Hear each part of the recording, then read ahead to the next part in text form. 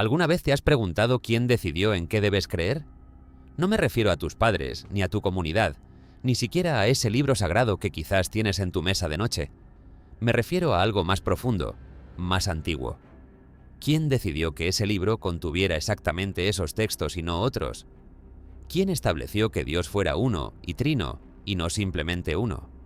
¿Quién determinó que las imágenes sagradas pudieran venerarse, o que María mereciera el título de Madre de Dios? La respuesta no es un ángel descendiendo con tablas de piedra. La respuesta es mucho más humana, mucho más fascinante, y en cierto modo, mucho más inquietante. La respuesta está en salas llenas de hombres discutiendo, en votos alzados, en emperadores preocupados por la estabilidad de sus fronteras, en cismas que dividieron familias y naciones durante siglos, en concilios.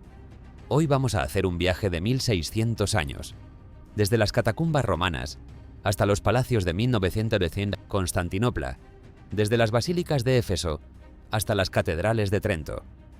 Vamos a presenciar cómo la fe cristiana, esa fe que hoy profesan más de 2000 millones de personas, fue literalmente construida, palabra por palabra, dogma por dogma, debate por debate. Y si este viaje te fascina tanto como a mí, te invito a quedarte hasta el final, dejar tu comentario con lo que más te sorprenda, y si aún no lo has hecho, suscribirte al canal. Porque aquí en cada video desenterramos los secretos que el tiempo intentó olvidar. Ahora, cierra los ojos un momento, respira profundo, y cuando los abras, ya no estarás en el siglo XXI. Estarás en una calle polvorienta de Alejandría, en el año 150 de nuestra era. Huele a incienso y a mar, y a tu alrededor, en cada esquina, alguien predica una versión diferente de la misma historia. Imagina un mundo donde no existe una sola versión de lo que significa ser cristiano. No hay un libro único, no hay un credo compartido, no hay una autoridad central que dicte qué creer. En las catacumbas de Roma, en las casas de Alejandría, en los puertos de Antioquía, pequeñas comunidades susurran nombres diferentes para el mismo misterio. Algunos ven a Jesús como un maestro iluminado, otros como un ángel descendido, otros más como Dios mismo caminando entre los mortales. Este es el cristianismo de los primeros 3 siglos, un mosaico vibrante, caótico, profundamente humano. Camina conmigo por las calles de Alejandría en el siglo II. Esta ciudad, fundada por Alejandro Magno, es un crisol de culturas donde griegos, egipcios, judíos y romanos conviven en una mezcla fascinante. Aquí, la biblioteca más grande del mundo antiguo guarda pergaminos de todas las tradiciones conocidas. Y aquí, el cristianismo adopta formas que hoy nos parecerían irreconocibles. En una casa cerca del puerto, un grupo de creyentes lee el Evangelio de Tomás, un texto que nunca entrará en la Biblia, pero que ellos consideran sagrado. Contiene 114 dichos atribuidos a Jesús, muchos de ellos enigmáticos, casi místicos. Si sacáis lo que está dentro de vosotros, lo que saquéis os salvará, dice uno de ellos. Para estos cristianos, la salvación no viene de la fe en la cruz, sino del conocimiento interior, de la gnosis. A pocas calles de distancia, otro grupo rechaza completamente el Antiguo Testamento. Para ellos, el Dios que creó el mundo material es un demiurgo inferior, casi malvado, y Jesús vino a liberarnos de su creación imperfecta. Se llaman a sí mismos marcionitas, seguidores de Marción, un armador de barcos que llegó a Roma con una fortuna de 200.000 monedas y una teología radical. Y en otra parte de la ciudad, los seguidores de Valentín hablan de un pleroma divino, una plenitud celestial habitada por 30 eones o emanaciones divinas. Para ellos, Cristo descendió a través de estos niveles cósmicos para despertar a las almas dormidas en la materia. ¿Cuántos cristianismos existían en el siglo II? Los historiadores han identificado al menos una docena de corrientes principales, cada una con sus textos, sus rituales, sus jerarquías. Algunos grupos permitían que las mujeres presidieran ceremonias, otros lo prohibían terminantemente. Algunos practicaban el bautismo con agua, otros con aceite, otros rechazaban cualquier sacramento material. Y aquí viene el dato que quizás te sorprenda. Durante los primeros 300 años, ninguna de estas corrientes tenía la autoridad para declarar a las otras heréticas. No existía un mecanismo oficial, un tribunal supremo de la fe, una instancia final de apelación. Los obispos de cada ciudad ejercían autoridad local, pero un obispo de Roma no podía dictar qué debía creer un cristiano de Antioquía o de Cartago. Esta diversidad nos ha dejado rastros arqueológicos fascinantes. En las catacumbas de Roma podemos ver frescos del siglo III donde Cristo aparece representado, como un joven pastor sin barba, sosteniendo un cordero sobre sus hombros. En otras catacumbas aparece como Orfeo, el músico mítico de la tradición griega, encantando a los animales con su lira. Los primeros cristianos no tenían problema en mezclar símbolos paganos con su nueva fe. En Dura Europos, una ciudad fronteriza del Imperio Romano, en lo que hoy es Siria, los arqueólogos descubrieron en 1932 una de las iglesias más antiguas conocidas, datada alrededor del año 240. Las paredes estaban decoradas con escenas bíblicas, pero también con imágenes que hoy consideraríamos paganas. Y junto a esta iglesia, a apenas metros de distancia, había una sinagoga ricamente decorada y un templo de Mitra. 3 religiones conviviendo en una misma calle polvorienta. Pero esta diversidad tenía un precio. Sin una doctrina unificada, las disputas podían volverse amargas. Las comunidades se fragmentaban, los maestros rivales se excomulgaban, mutuamente. Y cuando llegaron las persecuciones romanas, no existía una voz única que hablara en nombre de todos los cristianos. Quizás te preguntes, ¿qué cambió? ¿Cómo pasamos de este mosaico fragmentado a una iglesia con credos definidos, cánones establecidos, jerarquías claras? La respuesta llegó de donde menos se esperaba, no de un teólogo brillante, no de un profeta carismático. Llegó de un emperador que necesitaba paz en su imperio y que descubrió que las divisiones religiosas amenazaban la estabilidad política de Roma.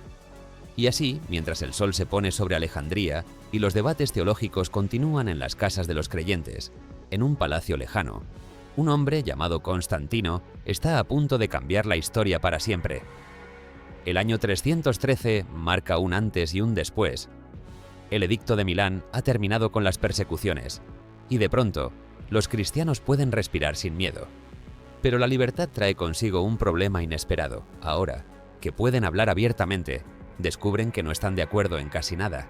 Y en los pasillos del poder imperial, un emperador observa con preocupación cómo las disputas teológicas amenazan la unidad de su vasto territorio.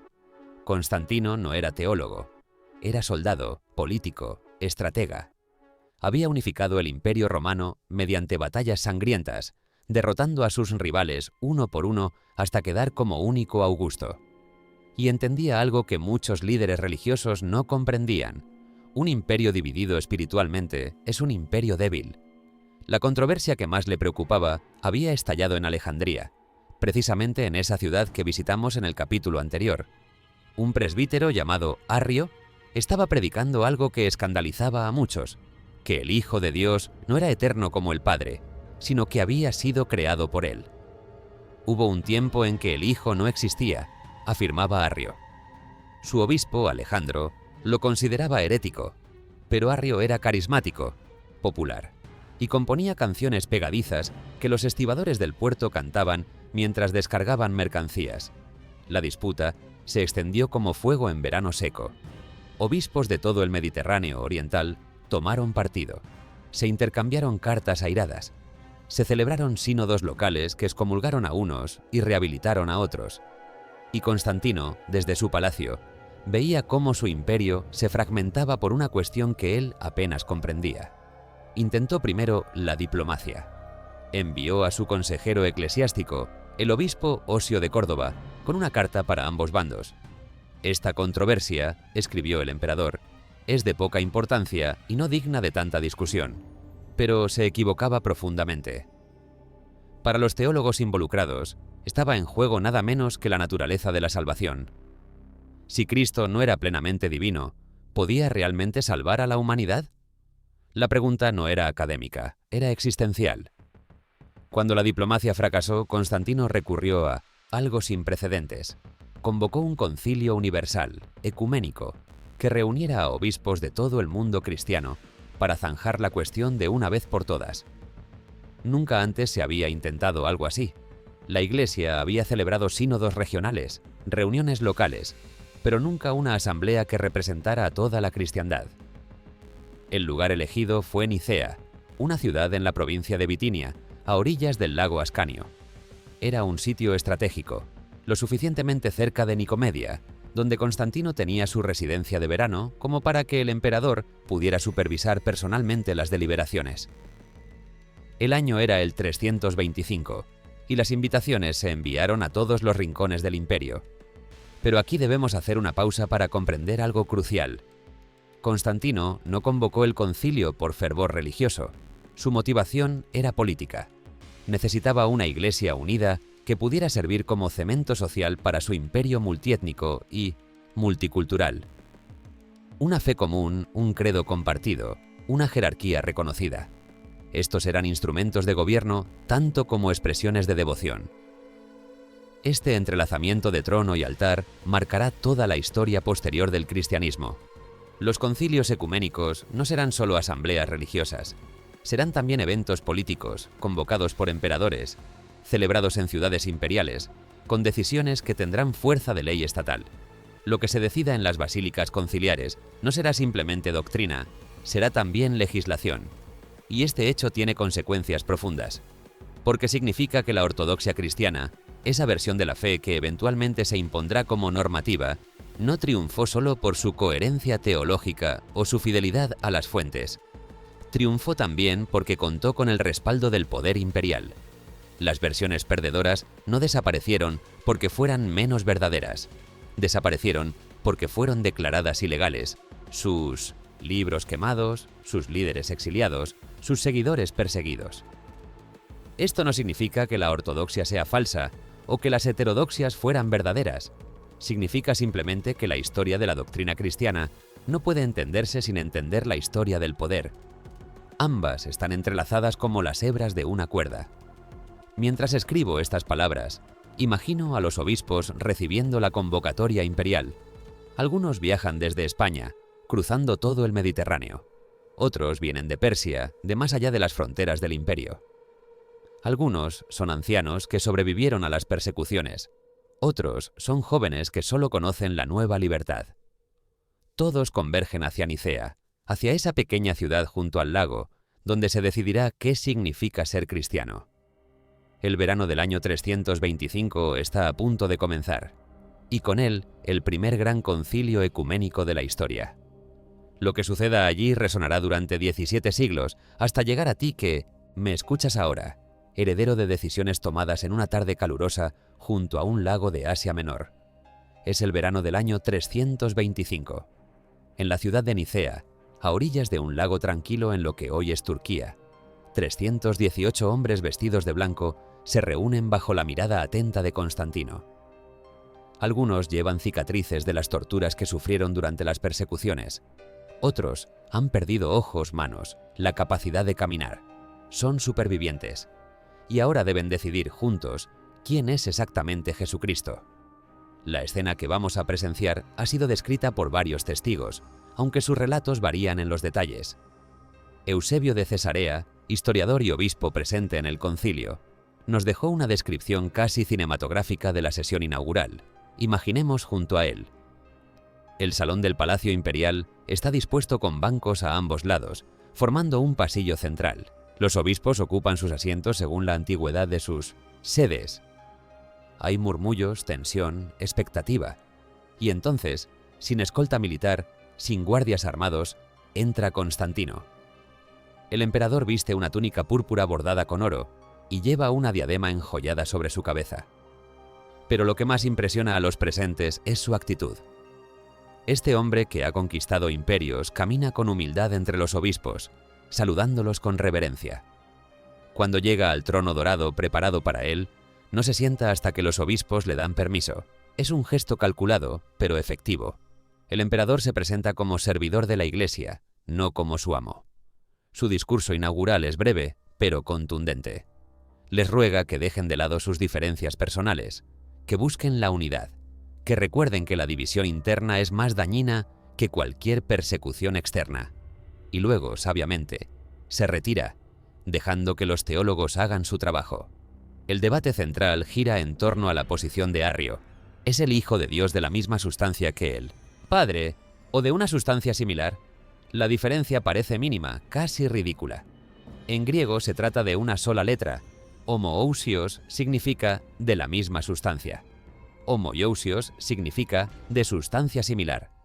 Una iota, la letra más pequeña del alfabeto griego, separa ambas posiciones. Pero esa iota era un abismo. Si el Hijo es solo similar al Padre, entonces no es plenamente divino. Y si no es plenamente divino, ¿cómo puede salvar a la humanidad? Para los antiarrianos, la salvación misma estaba en juego. Los debates fueron intensos. Arrio defendió su posición con elocuencia. Sus oponentes, liderados por un joven diácono de Alejandría llamado Atanasio, argumentaron con igual pasión. Se leyeron cartas, se citaron escrituras, se invocaron tradiciones. Al final, la inmensa mayoría de los obispos votó por la posición antiarriana. El Hijo fue declarado consustancial al Padre, de la misma sustancia divina, engendrado pero no creado, verdadero Dios de Dios verdadero. Esta fórmula se incorporó al Credo de Nicea, un texto que todavía se recita hoy en millones de iglesias alrededor del mundo. Pero aquí viene un dato que muchos desconocen. El Credo de Nicea, que recitamos hoy, no es exactamente el que se aprobó en el año 325. Fue modificado y ampliado en concilios posteriores. El texto original era más breve, más combativo, diseñado específicamente para condenar a Arrio. Incluía anatemas explícitos. A quienes digan que hubo un tiempo en que el Hijo no existía, o que fue hecho de la nada, o que es de otra sustancia o esencia que el Padre, la Iglesia Católica, los anatematiza. De los 318 obispos presentes, solo 2 se negaron a firmar el credo final. Fueron exiliados junto con Arrio. Sus escritos fueron condenados a la hoguera. Poseer un texto arriano se convirtió en delito castigado con la pena capital, aunque esta ley raramente se aplicó con rigor. El concilio también tomó otras decisiones importantes. Estableció una fecha común para la Pascua, poniendo fin a una disputa que había dividido a las comunidades durante generaciones. Aprobó 20 cánones disciplinares sobre la organización eclesiástica, el celibato de los clérigos, la readmisión de los apóstatas. Creó, en definitiva, un modelo de gobierno conciliar que se repetiría durante siglos. Cuando los obispos partieron de Nicea, muchos creían que la controversia había terminado. Se equivocaban. Arrio fue rehabilitado pocos años después. Constantino, en su lecho de muerte, fue bautizado por un obispo arriano. Durante décadas, emperadores favorecieron alternativamente a arrianos y nicenos. Atanasio, el gran defensor de Nicea, fue exiliado 5 veces de su sede episcopal. La victoria de Homoousios no fue inmediata ni inevitable. Fue el resultado de décadas de luchas, de estrategias políticas, de alianzas cambiantes. Pero eventualmente prevaleció, y hoy la divinidad plena de Cristo es doctrina compartida por católicos, ortodoxos y la mayoría de protestantes. Si pudieras tocar los muros del Palacio de Nicea, sentirías la piedra fría que absorbió los ecos de aquellos debates. Esos muros ya no existen, fueron destruidos hace siglos. Pero las palabras pronunciadas allí, el credo formulado en aquel verano del 325, esas palabras siguen vivas cada vez que una congregación se levanta y proclama: creo en un solo Señor Jesucristo, Hijo único de Dios, nacido del Padre antes de todos los siglos. Sin embargo, Nicea dejó una pregunta sin responder. Si el Hijo es Dios, ¿qué es entonces el Espíritu Santo? Los obispos del 325 apenas tocaron el tema, pero medio siglo después, en una ciudad que aún no existía, cuando ellos deliberaban, esa pregunta exigiría respuesta. Han pasado 56 años desde Nicea, y las preguntas no han cesado. Si el Hijo es Dios, ¿qué es entonces el Espíritu Santo? ¿Un poder impersonal? ¿Una fuerza divina? ¿O algo más? Algo igual de sagrado. En el año 381, 150 obispos se congregan en la nueva capital del imperio para completar lo que Nicea dejó inconcluso. Constantinopla era entonces una ciudad joven, fundada apenas medio siglo antes sobre la antigua Bizancio. Constantino la había concebido como una nueva Roma, y sus sucesores la habían embellecido con palacios, foros, hipódromos y basílicas. Pero a diferencia de Roma, Constantinopla era una ciudad cristiana desde su nacimiento. No había templos paganos que reconvertir. Las iglesias se construyeron sobre terreno nuevo. El emperador que convocó el concilio era Teodosio I, un hispano que había unificado nuevamente el imperio después de décadas de guerras civiles.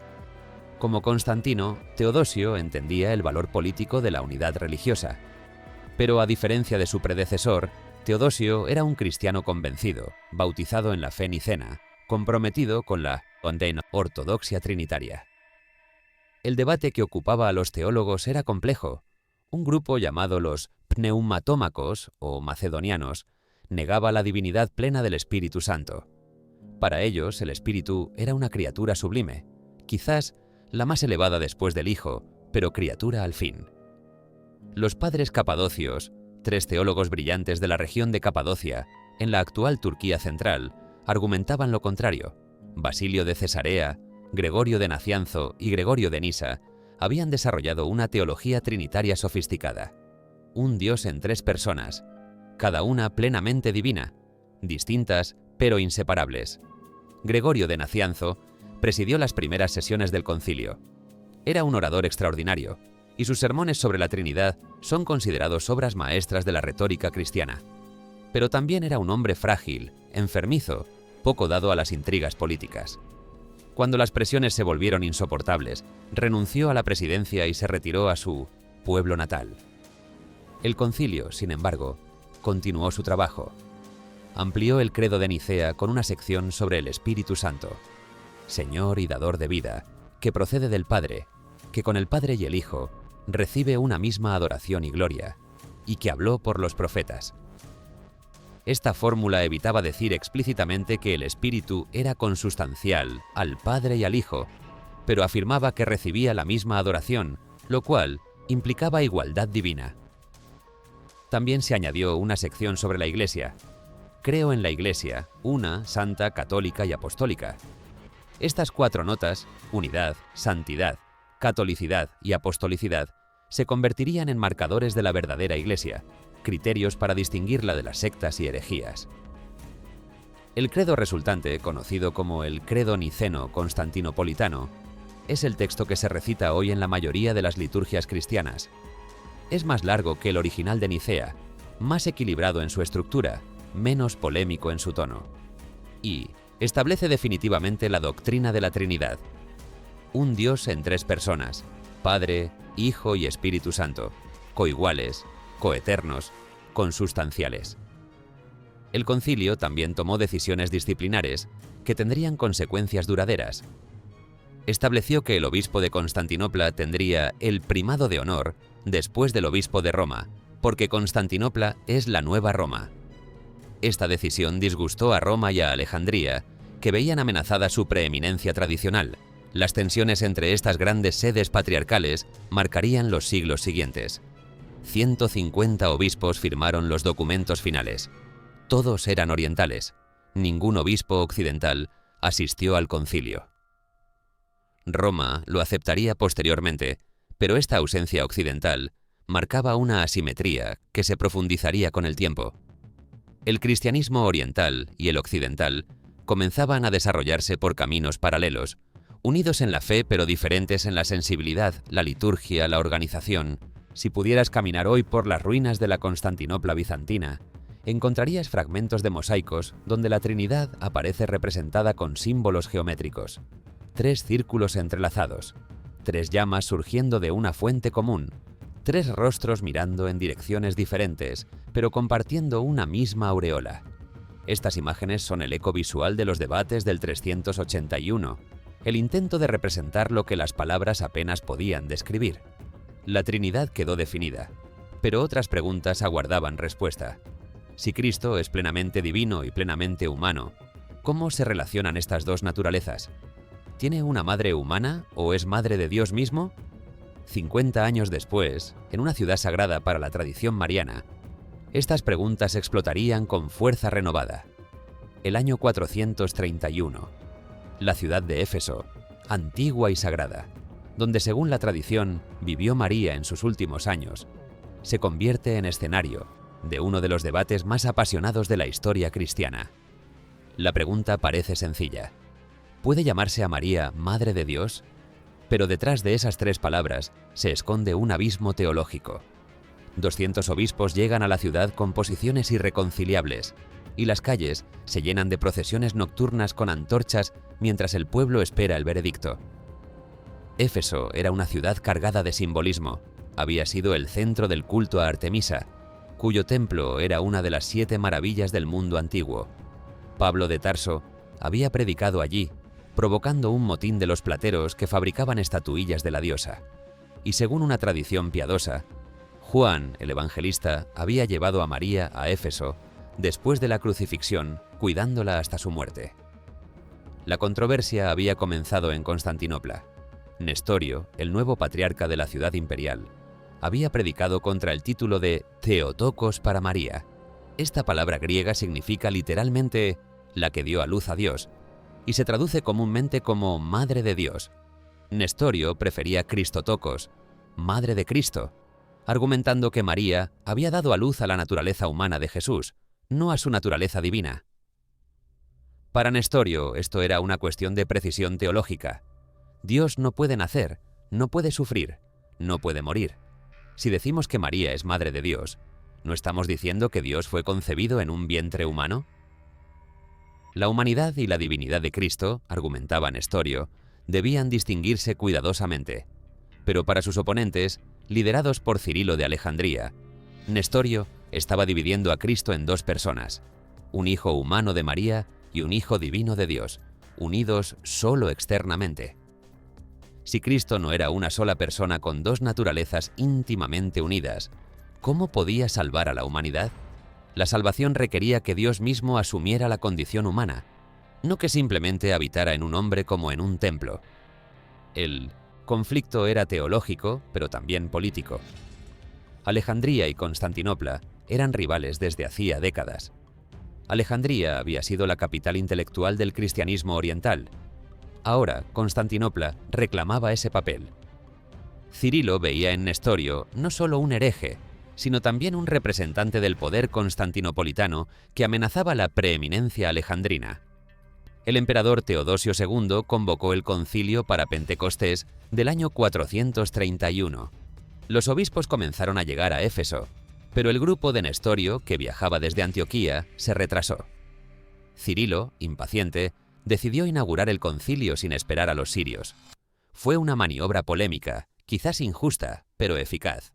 En una sola jornada maratoniana, el concilio condenó a Nestorio, aprobó las cartas de Cirilo como expresión de la fe ortodoxa y proclamó a María como Theotokos.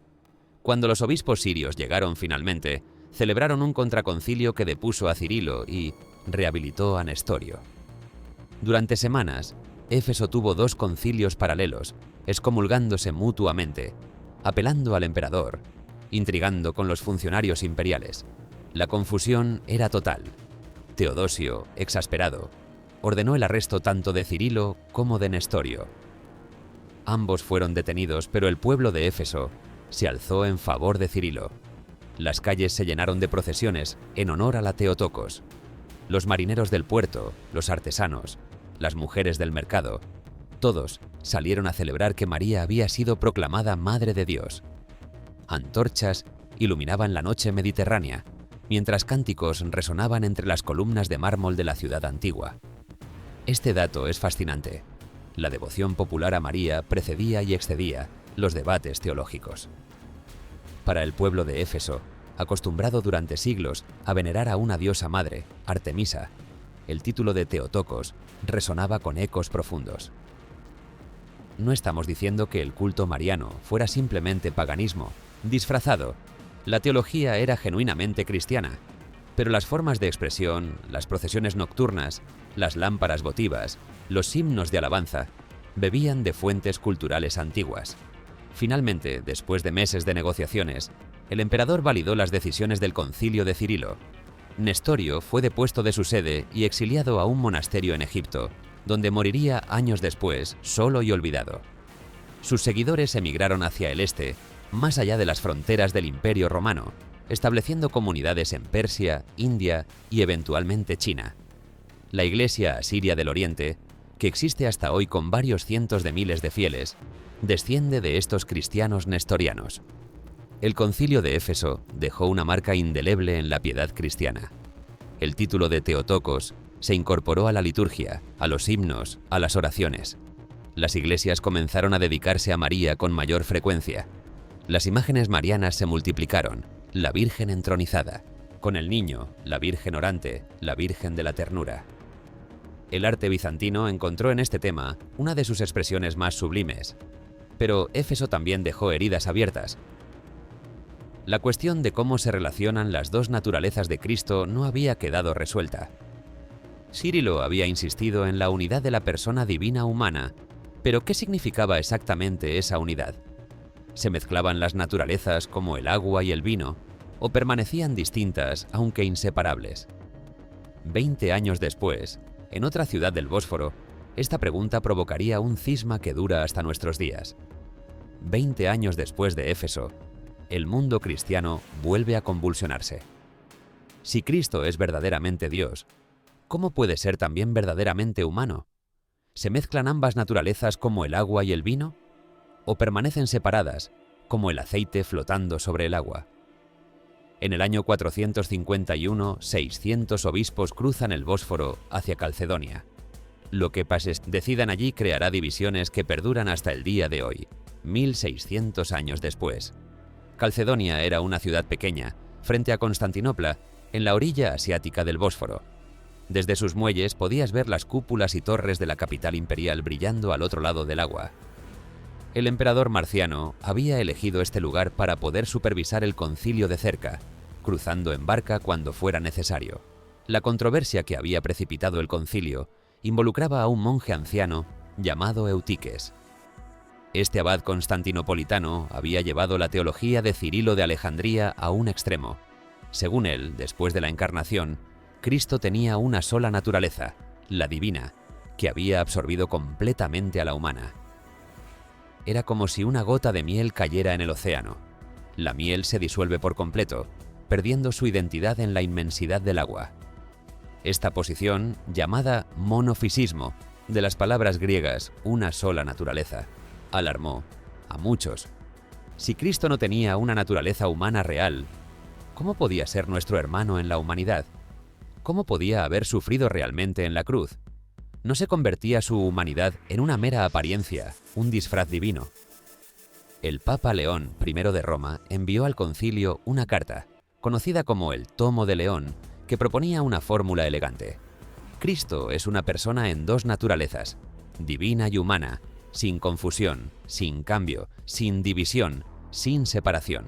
Cada naturaleza conserva sus propiedades, pero ambas concurren en una sola persona y una sola hipóstasis. Cuando se leyó el Tomo de León en el concilio, los obispos exclamaron según las actas: «Pedro ha hablado por boca de León».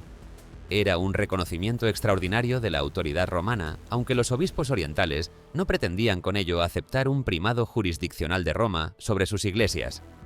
La definición de Calcedonia fue cuidadosamente balanceada. Rechazaba tanto el nestorianismo, dos personas en Cristo, como el monofisismo, una sola naturaleza. Cristo era verdaderamente Dios y verdaderamente hombre, consubstancial al Padre en su divinidad y consubstancial a nosotros en su humanidad, en todo semejante a nosotros excepto en el pecado. 600 obispos firmaron la definición. Era el concilio más numeroso de la antigüedad cristiana, y su fórmula se convertiría en la cristología normativa para católicos, ortodoxos y la mayoría de protestantes. Pero aquí viene el dato que ensombrece este aparente triunfo. Las iglesias de Egipto, Etiopía, Siria y Armenia rechazaron Calcedonia. Para estos cristianos orientales, la fórmula de las dos naturalezas sonaba demasiado parecida al nestorianismo condenado en Éfeso. Ellos preferían hablar de una naturaleza encarnada del Verbo divino, siguiendo la terminología de Cirilo. No negaban la humanidad de Cristo, pero se resistían a contarla como una naturaleza separada. El cisma fue inmediato y duradero. Egipto, que había sido el granero del Imperio Romano y uno de los centros intelectuales del cristianismo, se separó de la comunión con Constantinopla y Roma. La Iglesia copta, que hoy cuenta con más de 10 millones de fieles en Egipto, desciende directamente de los que rechazaron Calcedonia. Lo mismo ocurre con la Iglesia etíope, la Iglesia siria ortodoxa y la Iglesia Armenia Apostólica. Estas comunidades, a menudo llamadas monofisitas por sus oponentes, prefieren el término miafisitas, que enfatiza la unidad, mía, de la naturaleza de Cristo sin negar su humanidad. Hoy, después de siglos de diálogo ecuménico, muchos teólogos reconocen que las diferencias son más verbales que sustanciales. Calcedonianos y no calcedonianos afirman esencialmente lo mismo con palabras diferentes. Pero en el siglo V, esas diferencias verbales partieron iglesias, separaron familias y crearon identidades religiosas distintas que perduran hasta hoy. Si pudieras visitar hoy un monasterio copto en el desierto egipcio, verías monjes que siguen la misma regla que siguieron sus antepasados en el siglo V, que cantan los mismos salmos en lengua copta, que veneran a los mismos santos que resistieron la imposición de Calcedonia. Para ellos, aquella definición conciliar no fue una victoria de la ortodoxia, sino una traición a la fe de Cirilo y a la tradición alejandrina. La historia siempre tiene más de un lado. Lo que para unos fue clarificación doctrinal, para otros fue opresión imperial. Lo que para unos fue fidelidad a la tradición, para otros fue obstinación herética. Y todos, calcedonianos y miafisitas, reclamaban ser los verdaderos herederos de los apóstoles. Mientras las iglesias se dividían por cuestiones cristológicas, otro proceso silencioso avanzaba en las bibliotecas y los escriptorios: la definición del canon bíblico, la decisión de qué libros serían considerados palabra de Dios y cuáles serían relegados al olvido. Entre concilio y concilio, otra batalla silenciosa se libra en bibliotecas y escriptorios. Cientos de textos circulan por el mundo cristiano: evangelios, cartas, apocalipsis, hechos de apóstoles. Algunos son venerados en Egipto, pero desconocidos en Roma. Otros son leídos en Siria, pero rechazados en Cartago. ¿Quién decide cuáles son inspirados por Dios y cuáles son simplemente humanos? La respuesta no llegará de un solo momento, sino de décadas de debates, listas episcopales y consensos graduales. Imagina un scriptorium del siglo III. Monjes inclinados sobre mesas de madera copian pacientemente textos sagrados a la luz de lámparas de aceite. El pergamino es caro, hecho de pieles de oveja cuidadosamente preparadas. Cada copia requiere semanas de trabajo minucioso. Y aquí viene la pregunta crucial: ¿qué textos merecen ser copiados? En esa época no existía una Biblia en el sentido moderno, un solo volumen con todos los libros canónicos. Los textos sagrados circulaban en rollos o códices separados. Una comunidad podía tener los evangelios de Mateo y Juan, pero no los de Marcos y Lucas. Otra podía venerar el Apocalipsis de Pedro, un texto que hoy no encontrarás en ninguna Biblia. La diversidad era asombrosa. Además de los 4 evangelios que conocemos, circulaban el Evangelio de Tomás, 114 dichos atribuidos a Jesús; el Evangelio de Pedro, con un relato de la resurrección diferente al canónico; el Evangelio de María Magdalena, donde María aparece como discípula predilecta; y muchos otros. Algunos estudiosos han catalogado más de 40 evangelios del período primitivo. Lo mismo ocurría con las cartas apostólicas, los Hechos y los Apocalipsis. La primera carta de Clemente, escrita por un obispo romano hacia el año 96, fue considerada escritura sagrada por algunas comunidades durante siglos. El pastor de Hermas, una visión apocalíptica del siglo II, aparece incluido en el Códice Sinaítico, uno de los manuscritos bíblicos más antiguos que conservamos. El Apocalipsis de Pedro fue leído como escritura en varias iglesias hasta bien entrado el período medieval. ¿Cómo se estableció el canon que conocemos hoy? No hubo un único concilio que lo definiera de una vez por todas. Fue un proceso gradual, extendido durante siglos, marcado por consensos regionales más que por decretos universales. Algunos criterios guiaron la selección. La apostolicidad era fundamental. ¿Fue escrito este texto por un apóstol o por un discípulo cercano de un apóstol? La ortodoxia también importaba. ¿Concuerda este texto con la regla de fe transmitida por las iglesias? Y la catolicidad, el uso universal. ¿Es este texto venerado en todas las grandes iglesias o solo en comunidades marginales? La primera lista, que coincide exactamente con los 27 libros del Nuevo Testamento actual, aparece en una carta de Atanasio de Alejandría, del año 367. Pero incluso después de esa fecha, hubo variaciones regionales. La Iglesia siria usó durante siglos un canon más breve, sin el Apocalipsis de Juan ni varias cartas menores. La Iglesia etíope, por el contrario, tiene un canon más amplio, con textos como el Libro de Enoc y el Libro de los Jubileos. Los concilios regionales de Hipona, año 393, y Cartago, año 397, ratificaron la lista de 27 libros para las iglesias del norte de África. Estas decisiones fueron influyentes, pero no vinculantes para toda la cristiandad. Hablar de un concilio que cerró el canon es una simplificación. El canon se fue solidificando gradualmente, como un río que encuentra su cauce definitivo después de siglos de meandros. Y aquí viene una reflexión incómoda para algunos. Los libros que consideramos palabra de Dios fueron seleccionados por decisiones humanas. Obispos y teólogos evaluaron, debatieron, votaron. Algunos textos fueron incluidos por márgenes estrechos, otros fueron excluidos después de siglos de uso litúrgico. Si la historia hubiera sido diferente, tu Biblia podría contener libros distintos. Esto no significa que el canon sea arbitrario o que los libros excluidos fueran igualmente valiosos. Los criterios usados tenían sentido teológico e histórico. Pero sí significa que la Biblia que sostienes en tus manos es el producto de un proceso histórico, no un objeto caído del cielo completo y cerrado. Los manuscritos más antiguos que conservamos revelan esta historia. El Códice Vaticano, del siglo IV, incluye libros que hoy consideramos apócrifos.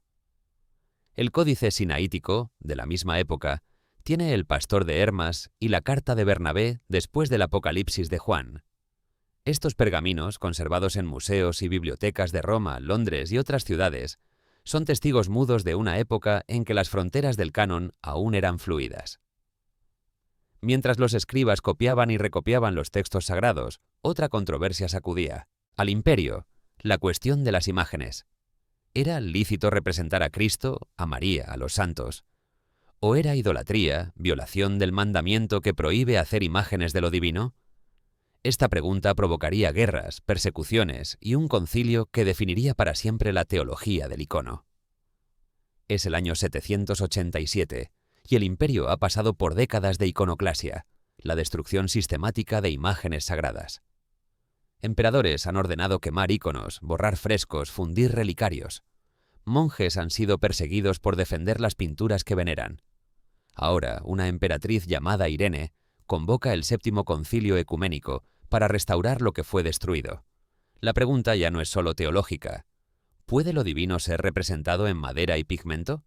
Para entender este conflicto, debemos retroceder varias décadas. En el año 726, el emperador León III ordenó retirar un icono de Cristo que presidía la puerta, principal del Palacio Imperial de Constantinopla. El pueblo se amotinó. Soldados murieron intentando cumplir la orden. Pero el emperador no cedió. Estaba convencido de que el culto a las imágenes había provocado la ira divina, manifestada en terremotos, plagas y derrotas militares frente a los árabes musulmanes. La iconoclasia, literalmente, destrucción de imágenes, se convirtió en política oficial del imperio. Los mosaicos de las iglesias fueron cubiertos con yeso o reemplazados por cruces simples. Los íconos portátiles fueron quemados en hogueras públicas. Los monjes, principales defensores del culto icónico, fueron perseguidos, encarcelados, torturados. Algunos huyeron a Italia, llevando consigo tradiciones artísticas que influirían en el arte occidental. Los argumentos iconoclastas eran poderosos. El Antiguo Testamento prohíbe expresamente hacer imágenes de Dios. Los musulmanes y judíos, vecinos del imperio, se burlaban de los cristianos por adorar ídolos de madera. Y la filosofía griega, todavía influyente, enseñaba que lo divino era inmaterial, irrepresentable, más allá de cualquier forma sensible. Pero los defensores de los íconos, llamados iconódulos, tenían argumentos igualmente fuertes. La encarnación había cambiado todo, decían. Cuando Dios se hizo hombre en Cristo, asumió una forma visible, tangible, representable. Pintar a Cristo no era idolatría, sino confesión de fe en la encarnación. Negar la posibilidad de representar a Cristo era, en cierto modo, negar que se hubiera encarnado realmente. Juan Damasceno, un teólogo que vivía bajo dominio árabe y por tanto fuera del alcance de los emperadores bizantinos, Escribió los tratados más influyentes en defensa de las imágenes. No adoro la materia, explicaba, sino al creador de la materia, que por mi causa se hizo materia. El ícono no era un ídolo porque nadie creía que la madera o el pigmento fueran divinos. El ícono era una ventana hacia lo sagrado, un punto de encuentro entre lo visible y lo invisible. La controversia duró más de un siglo, con periodos de iconoclasia más o menos intensa, dependiendo del emperador de turno. Las familias se dividieron. Los monasterios fueron saqueados. Obras de arte de valor incalculable fueron destruidas para siempre. Los iconos que sobrevivieron a esta época son considerados hoy tesoros de valor inestimable, conservados en museos y monasterios como testimonios de la resistencia. Finalmente, la emperatriz Irene, regente en nombre de su hijo menor Constantino VI, convocó el Séptimo Concilio Ecuménico en Nicea, la misma ciudad donde 4 siglos y medio antes se había celebrado el primer concilio. Era el año 787, y 350 obispos se reunieron para restaurar el culto a las imágenes. El concilio distinguió cuidadosamente entre latría, adoración, y dulía, veneración. Solo Dios merece latría. Los íconos reciben dulía, un honor que se refiere no al objeto material, sino al prototipo que representa. El honor rendido a la imagen, declaró el concilio citando a Basilio de Cesarea, pasa al prototipo. Besar un ícono de Cristo es honrar a Cristo mismo, no adorar la madera pintada. Esta teología del ícono tendría consecuencias profundas para el arte cristiano oriental. El ícono no es simplemente una decoración o una ilustración didáctica. Es un objeto sacramental, una presencia sagrada, una ventana al cielo. Por eso los iconógrafos bizantinos seguían y siguen reglas estrictas: ayuno, oración, técnicas heredadas de maestro a discípulo. Un ícono no se pinta, se escribe, con la misma reverencia con que se copia la escritura. Si pudieras entrar hoy en un monasterio del monte Athos, verías íconos que llevan siglos siendo venerados. Rostros oscurecidos por el humo de las velas, ojos que parecen seguirte por la habitación, manos alzadas en bendición eterna. Estos íconos son herederos directos de la Victoria iconódula del 787, supervivientes de la destrucción, testigos de una fe que encontró en la imagen un camino hacia lo divino. Pero la historia de los concilios no termina en Bizancio. Siglos después, en una Europa transformada por la Reforma protestante, otro concilio se reunirá para definir qué es exactamente el catolicismo y en qué se diferencia de las nuevas confesiones surgidas de la ruptura con Roma. Han pasado más de 1000 años desde Nicea. Europa se ha fragmentado. Un monje alemán, llamado Martín Lutero, ha clavado 95 tesis en una puerta, y el mundo cristiano nunca volverá a ser el mismo. Entre 1545 y 1563, durante 18 años intermitentes, obispos católicos se reúnen en la ciudad alpina de Trento para responder una pregunta urgente. ¿Qué es exactamente el catolicismo y en qué se diferencia del protestantismo? Trento era una ciudad estratégica situada en el norte de Italia, pero perteneciente al Sacro Imperio Romano Germánico. Era suficientemente italiana como para que el Papa la considerara segura, pero suficientemente imperial como para que el emperador Carlos V la aceptara como neutral. El concilio que se reunió allí sería el más largo de la historia cristiana, extendiéndose durante 3 pontificados y enfrentando guerras, plagas y crisis políticas. La Reforma protestante había planteado desafíos fundamentales a la teología católica. Lutero enseñaba que la salvación venía solo por la fe, sin necesidad de obras meritorias. Afirmaba que la única autoridad era la Escritura, rechazando la tradición y el magisterio eclesiástico. Negaba la presencia real de Cristo en la Eucaristía, el valor de las indulgencias, la veneración de los santos, el purgatorio. Cada uno de estos puntos requería una respuesta católica clara. El Concilio de Trento se propuso dar esa respuesta. En sesión tras sesión, los obispos definieron la doctrina católica con una precisión sin precedentes. Contra la sola fide protestante, Trento afirmó que la salvación requiere tanto fe como obras, ambas posibilitadas por la gracia divina. Contra la sola Escritura, declaró que la revelación divina se transmite tanto por la Escritura como por la tradición, y que la Iglesia tiene autoridad para interpretar ambas. Contra las negaciones protestantes, reafirmó los 7 sacramentos, la transubstanciación eucarística, el purgatorio, el culto a los santos y a las imágenes. Pero Trento no fue solo dogma, fue también reforma disciplinar. Los obispos reconocieron que muchos abusos denunciados por Lutero eran reales. La venta de indulgencias había sido escandalosa. El clero era con frecuencia ignorante y mundano. Los obispos residían lejos de sus diócesis, acumulando beneficios sin cumplir sus obligaciones pastorales. El concilio ordenó reformas profundas. Los obispos debían residir en sus diócesis bajo pena de censura. Se crearon seminarios para formar sacerdotes educados y devotos. Se prohibieron los abusos en la predicación de indulgencias. Se establecieron normas para la vida clerical que siguen vigentes, en esencia, hasta hoy. Un dato interesante. El Concilio de Trento estandarizó la misa latina, que perduró prácticamente sin cambios hasta el Concilio Vaticano II, 400 años después. El misal romano, promulgado tras Trento, unificó la liturgia católica en todo el mundo, desde las catedrales de España hasta las misiones de Filipinas, desde los conventos de México hasta las iglesias de Polonia. Los debates en Trento fueron intensos. Españoles, italianos, franceses y alemanes tenían sensibilidades diferentes. Los legados papales maniobraban para controlar la agenda. Los representantes imperiales presionaban por compromisos con los protestantes que el Papa rechazaba. Hubo momentos en que el concilio pareció al borde del colapso.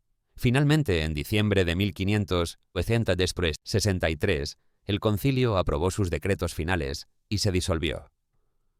Los obispos regresaron a sus diócesis, llevando un programa de reforma y una claridad doctrinal que transformaría el catolicismo. Lo que surgió de Trento no fue simplemente la vieja iglesia defendiéndose, fue una iglesia renovada, militante, segura de sí misma, preparada para la evangelización global que caracterizaría los siglos siguientes. Si pudieras visitar hoy la Catedral de Trento, verías todavía las bancas donde se sentaron los obispos conciliares, los frescos que conmemoran sus sesiones, la tumba del cardenal Madruzzo que presidió varias sesiones. Es un lugar cargado de historia, donde puedes casi escuchar los ecos de los debates que definieron el catolicismo moderno. Pero Trento también selló la división. Después de Trento, ya no había esperanza de reconciliación con los protestantes. Las posiciones se habían endurecido, las diferencias se habían canonizado. Europa quedó dividida en naciones católicas y protestantes, una división que provocaría guerras devastadoras durante el siglo siguiente. Y así llegamos al final de nuestro recorrido por los grandes concilios. Desde Nicea hasta Trento, hemos visto cómo la doctrina cristiana fue construida pieza por pieza, debate por debate, voto por voto. Es hora de reflexionar sobre lo que esto significa para nosotros hoy. Cuando hoy entras en una iglesia cristiana, cuando escuchas el credo, cuando contemplas un ícono o abres una Biblia, estás tocando el resultado de siglos de debates, votos y decisiones humanas. Cada palabra del credo fue discutida. Cada libro del canon fue evaluado. Cada imagen que ves fue, en algún momento, motivo de controversia. La fe que millones profesan hoy no cayó del cielo completa. Fue construida, piedra sobre piedra, por hombres que a veces acertaron, a veces erraron, pero siempre intentaron responder a las preguntas más profundas de la existencia. ¿Disminuye esto el valor de la fe? Algunos podrían pensarlo así. Si el dogma es producto de decisiones humanas, ¿no es simplemente una construcción cultural, tan arbitraria como cualquier otra? Pero otros ven en este proceso algo profundo y conmovedor. La fe como diálogo entre lo divino y lo humano, la revelación mediada por la historia, la verdad buscada comunitariamente a través de generaciones. Los concilios no inventaron la fe, la articularon. Los obispos de Nicea no crearon la divinidad de Cristo. Expresaron lo que las comunidades ya creían de forma incipiente. Los padres de Calcedonia no fabricaron las dos naturalezas. Formularon con precisión lo que el pueblo cristiano intuía cuando oraba. El dogma, en esta visión, es como el cauce del río. No crea el agua, pero le da forma y dirección. Esto no significa que todas las decisiones conciliares fueran igualmente acertadas. La historia está llena de concilios cuyos decretos fueron posteriormente rechazados o matizados. El latrocinio de Éfeso, del año 449, por ejemplo, fue un concilio que aprobó posiciones posteriormente condenadas en Calcedonia. La Iglesia distingue entre concilios verdaderamente ecuménicos y asambleas que usurparon ese nombre sin merecerlo, y debemos ser honestos sobre el lado oscuro de esta historia. Los concilios fueron, a menudo, instrumentos del poder imperial tanto como expresiones de la fe. Las decisiones teológicas tuvieron consecuencias políticas, exilios, persecuciones, guerras. Las minorías derrotadas sufrieron represión. Los vencedores escribieron la historia, relegando a los perdedores al silencio o la caricatura. Recuperar esas voces silenciadas es tarea de los historiadores contemporáneos. Hoy podemos leer los textos gnósticos descubiertos en Nag Hammadi, las obras de Arrio conservadas fragmentariamente en las refutaciones de sus enemigos, los testimonios de los cristianos nestorianos y miafisitas que desarrollaron tradiciones riquísimas fuera de la órbita imperial. La ortodoxia no fue la única opción, fue la opción que triunfó. Pero también debemos reconocer que los concilios lograron algo extraordinario: mantener unida, durante siglos, una comunidad enormemente diversa, extendida por 3 continentes, hablando decenas de lenguas, adaptándose a culturas muy diferentes. El credo niceno-constantinopolitano se recita hoy en griego, latín, copto, siríaco, armenio, eslavo, inglés, español, suajili, mandarín y cientos de lenguas más. Es quizás el texto más traducido de la historia humana después de la Biblia misma. Y cada vez que se recita, resuena el eco de aquellos obispos, reunidos en Nicea y Constantinopla, hace más de 1600 años. Los artefactos que sobreviven de aquella época son ventanas a un mundo desaparecido. En el Museo Británico puedes ver manuscritos del Códice Sinaítico, con su caligrafía uncial cuidadosamente trazada por manos del siglo IV.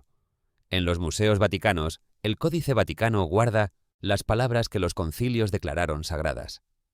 En Santa Catalina del Sinaí, el monasterio más antiguo del mundo en funcionamiento continuo, los íconos supervivientes de la iconoclasia miran desde sus marcos dorados con ojos que han visto pasar 16 siglos. En Estambul, la antigua Constantinopla, puedes caminar por donde caminaron los obispos del Segundo Concilio Ecuménico. Santa Sofía, convertida hoy en museo y mezquita, conserva mosaicos bizantinos donde Cristo Pantocrátor bendice desde la cúpula, exactamente como lo definieron los padres conciliares. En Éfeso, las ruinas de la Basílica de María marcan el lugar donde se proclamó a la Virgen como Theotokos, y los turistas pasan sin saber que pisan tierra donde la historia de la fe fue transformada para siempre. En Italia, la Catedral de Trento conserva la memoria del concilio más largo de la cristiandad: los candelabros de bronce, los sitiales de madera tallada, los frescos que representan las sesiones conciliares. Todo recuerda aquellos 18 años de debates que definieron el catolicismo moderno. Y en Roma, la Basílica de San Pedro se alza como monumento a una iglesia que se construyó a sí misma, concilio tras concilio, definición tras definición. Pero el legado conciliar no está solo en piedras y pergaminos, está en las creencias que millones de personas llevan en su corazón. Cuando un cristiano ortodoxo besa un ícono, está practicando lo que el Segundo Concilio de Nicea declaró legítimo. Cuando un católico recibe la comunión creyendo en la presencia real de Cristo, está profesando lo que Trento definió contra los reformadores. Cuando un protestante abre su Biblia de 27 libros neotestamentarios, está usando el canon que los concilios regionales del siglo IV ratificaron.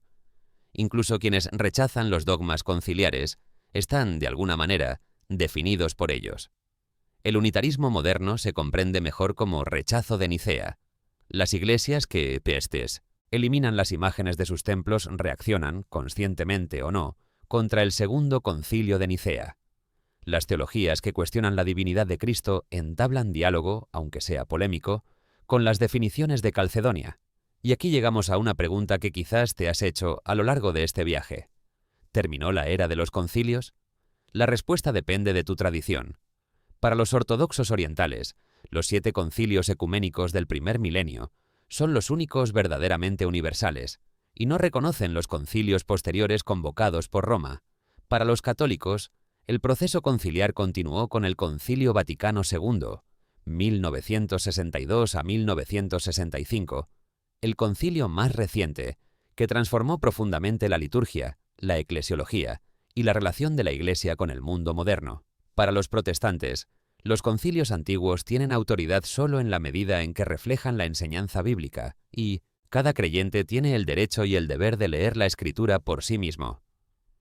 Esta diversidad de actitudes hacia los concilios refleja la fragmentación misma del cristianismo. La fe que intentaron unificar sigue dividida, quizás más que nunca, en miles de denominaciones, corrientes, movimientos. Los concilios lograron crear ortodoxias regionales, pero nunca consiguieron una unidad verdaderamente universal.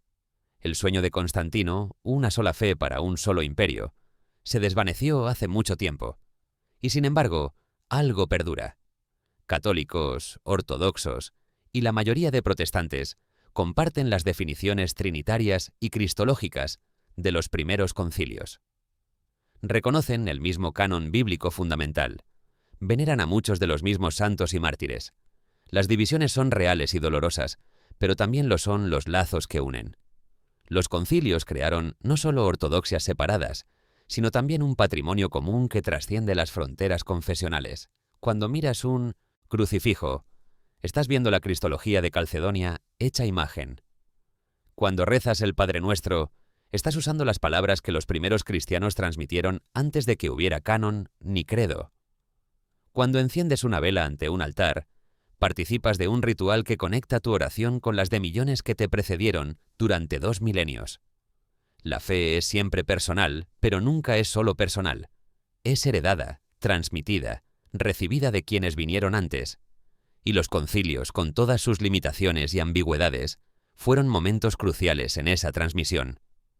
Fueron los lugares donde la comunidad cristiana intentó responder juntos a las preguntas más profundas. ¿Quién es Dios? ¿Quién es Cristo?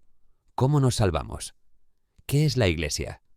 Las respuestas que dieron no son las únicas posibles, pero son las respuestas que la historia nos legó, las piedras sobre las que se construyó el edificio de la fe cristiana. Conocerlas es conocernos a nosotros mismos, entender de dónde venimos, comprender por qué creemos lo que creemos o por qué rechazamos lo que rechazamos. Y así, mientras el sol se pone sobre las ruinas de Nicea, sobre las cúpulas de Constantinopla, sobre las basílicas de Roma, los ecos de aquellos debates antiguos siguen resonando. En cada iglesia, en cada oración, en cada credo recitado, las voces de los obispos conciliares hablan todavía, invitándonos a continuar la conversación que ellos comenzaron hace tantos siglos. Y así llegamos al final de este viaje extraordinario. Hemos caminado por las calles polvorientas de Alejandría, en el siglo II, donde un mosaico de cristianismos florecía sin que nadie pudiera imponer uniformidad. Hemos entrado en el Palacio de Nicea aquel verano del 325, donde 318 obispos, muchos de ellos con cicatrices de las persecuciones, definieron la divinidad de Cristo con palabras que todavía pronunciamos. Hemos sentido la tensión en Constantinopla cuando el Espíritu Santo recibió finalmente su lugar en la Trinidad, completando la fórmula que estructura la fe de miles de millones. Presenciamos las procesiones nocturnas de Éfeso, donde el pueblo celebró a María como Madre de Dios, mientras los teólogos debatían en la basílica. Vimos cómo Calcedonia intentó equilibrar humanidad y divinidad en Cristo, logrando una fórmula elegante, pero provocando cismas que perduran hasta hoy. Acompañamos a los escribas que copiaban manuscritos a la luz de lámparas de aceite, decidiendo, texto por texto, qué libros merecían llamarse sagrados. Sufrimos con los monjes perseguidos durante la iconoclasia y celebramos con ellos cuando el Segundo Concilio de Nicea restauró los íconos, declarando que la imagen puede ser ventana hacia lo divino. Finalmente llegamos a Trento, donde el catolicismo se definió a sí mismo frente al desafío protestante, cerrando un capítulo y abriendo otro. 17 siglos de historia, miles de obispos, cientos de debates, incontables páginas escritas, quemadas, perdidas, recuperadas. Y de todo ello surgió algo que todavía late con vida, una fe heredada, cuestionada, abrazada o rechazada, pero nunca ignorada. ¿Qué podemos aprender de todo esto? Quizás que la verdad no se encuentra en el aislamiento, sino en el diálogo, aunque ese diálogo sea tenso y a veces conflictivo. Quizás que las grandes preguntas de la existencia merecen ser tomadas en serio, discutidas con rigor, confrontadas con honestidad. Quizás que somos herederos de quienes vinieron antes, y que entender su legado es entendernos a nosotros mismos. O quizás, simplemente, que la historia nunca es simple. Que los seres humanos somos capaces de grandeza y de mezquindad, de sabiduría y de error, de fe sincera y de manipulación política. Que las instituciones más sagradas son también instituciones humanas, con todas las luces y sombras que eso implica. Hoy, cuando mires una cruz, cuando abras una Biblia, cuando escuches el credo en una iglesia o lo rechaces desde fuera de ella, recuerda que estás participando de una conversación milenaria. Las preguntas que aquellos obispos intentaron responder siguen siendo las nuestras. ¿Quién es Dios? ¿Quién soy yo? ¿Qué sentido tiene la existencia? ¿Hay salvación? Los concilios ofrecieron respuestas. Tú puedes aceptarlas, matizarlas o rechazarlas, pero conocerlas es conocer una parte esencial de la historia humana. Ese largo camino de búsqueda que nos define como especie. Y si este viaje te ha fascinado, si has sentido curiosidad por saber más, si alguna imagen o dato te ha sorprendido, te invito a dejarlo en los comentarios. Cuéntame qué te ha parecido, qué te gustaría que exploráramos en futuros videos. Y si aún no lo has hecho, suscríbete al canal para no perderte los próximos viajes a través del tiempo, porque la historia sigue ahí, esperando ser contada, y yo estaré aquí en la próxima ocasión para susurrarla en tu oído. Hasta entonces, que la paz y la curiosidad te acompañen.